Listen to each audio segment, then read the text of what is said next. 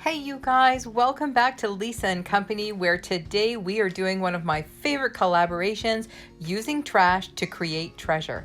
And I gotta tell you, this is totally free, using trash to create treasure, because we're not going outside to buy anything right now, are we? If you like budget-friendly DIY design and decor, make sure you hit that subscribe button so you know every time we upload a video. Casey over at Coffee with My Sunshine hosts this collaboration every month, and it's a good one. Make sure you hop over and check out her channel if you haven't already, and tell her I said hello. This month she has Julia from The Mug Life co-hosting with her, so check out her channel as well. This month I am actually using trash. At work we just replaced all our old iPhones with, well, pretty much the same iPhone, but that's okay because I managed to get my hands on a whole bunch of these boxes. And if you've never seen an iPhone box up close and personal, they are super strong and sturdy. So I'm going to give these a coat of my favorite spray paint this season, and that is River Mist from Home Hardware. I'll be sure to link that down below so you can take a look at it. And I'm just going to give this a quick coat, and then we're going to move on to the next step.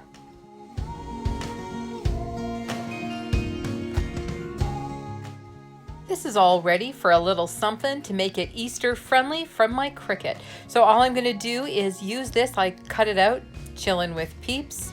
Here's a tip for you guys that I always forget. When you're using a skinny, tiny font, make sure it's not too skinny or too tiny, because I don't know about you, but when I go to weed it off of the mat, I always at least lose one letter or completely mangle one. So pro tip or amateur tip, you can decide which one that one is today. So I'm using my transfer tape to put this on top, and believe it or not, you guys, this is pretty much the end of this project. We're gonna put this box back together and we're gonna stage it up for Easter. This one is a great Cadbury chocolate tin left over from the holidays. And believe it or not, I pulled this out of the recycling at work because seriously, it's a great hinged tin, and I can think of about half a dozen things I could do with this. But today I'm going to keep it fairly simple. It's getting a coat of that same spray paint. I did tell you guys I had fallen head over heels in love with it, and it was going to form the backdrop of my Easter decor this year. I'm going to link the video up here and down below for you where we used this on our tiered tray decor because it came out great, and you don't want to miss that video.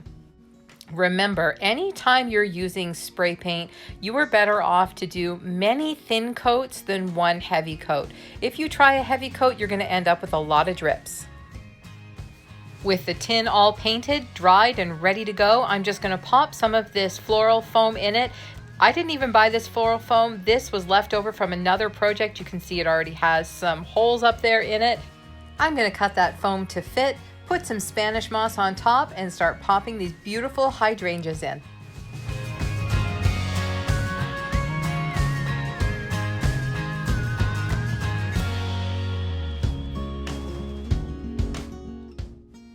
I decided with this moss just to let it sit on top rather than glue it down. This way, if I decide to reuse any of these components, I'll be able to take it apart easily, and I find usually the flowers do a pretty good job of holding it all together. I'm going to use these white hydrangeas I have left over from a Valentine's Day Dollar Tree project. They're already cut off the bunches, but I'm going to trim them a little bit shorter. I like to make sure I leave the leaves right on the stems, and I push them right up by the flowers. I find with the inexpensive flowers, this makes them look a little bit fuller and, well, just a little bit nicer.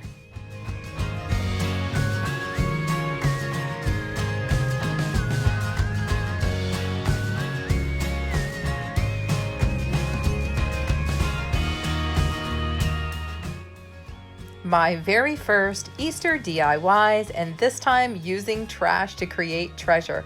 These look so pretty on the new haul table we just revealed the other day, and I am loving this color. I know I've said it before, pretty sure I've said it several times, but absolutely in love with this color for spring and Easter.